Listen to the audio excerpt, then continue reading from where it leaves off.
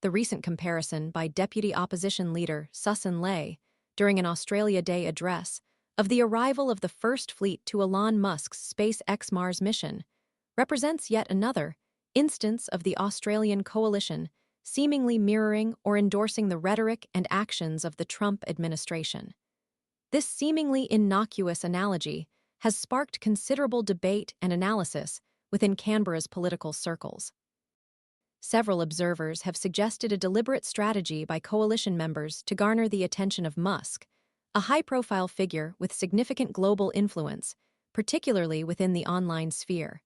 Musk, boasting a staggering 214 million followers on X, formerly Twitter, a platform he owns, has consistently weighed in on international elections, often expressing favorable opinions towards conservative political figures.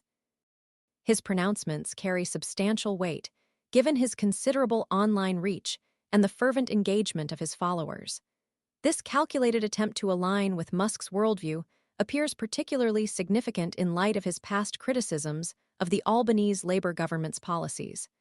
Specifically, Musk has openly condemned the government's initiatives aimed at regulating large technology companies and combating online misinformation.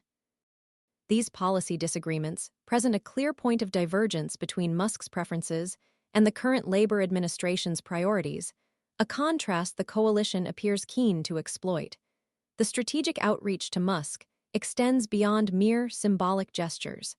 Several coalition MPs have actively urged opposition leader Peter Dutton to emulate Trump's approach and withdraw from the Paris Agreement on climate change, a proposition Dutton himself has thus far. However, the pressure on Dutton to adopt a more Trumpian stance remains persistent and comes from influential sources. Mining magnate Gina Rinehart, a figure frequently associated with Dutton, has openly called for the opposition leader to learn from both Trump and Musk.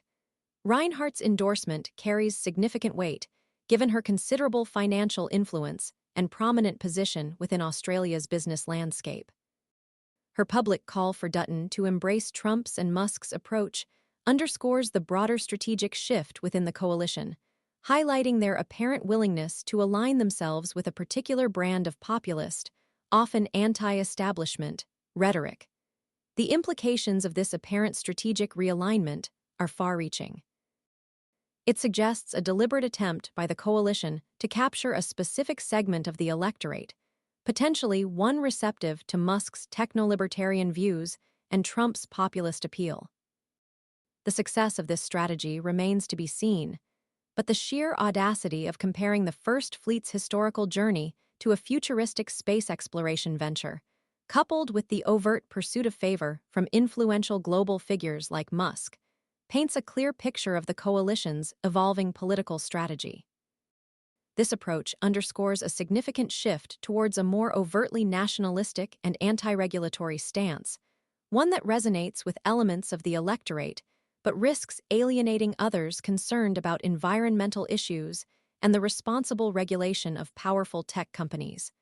The long-term consequences of this strategy remain uncertain, but its immediate impact is undeniable, generating significant political commentary and analysis.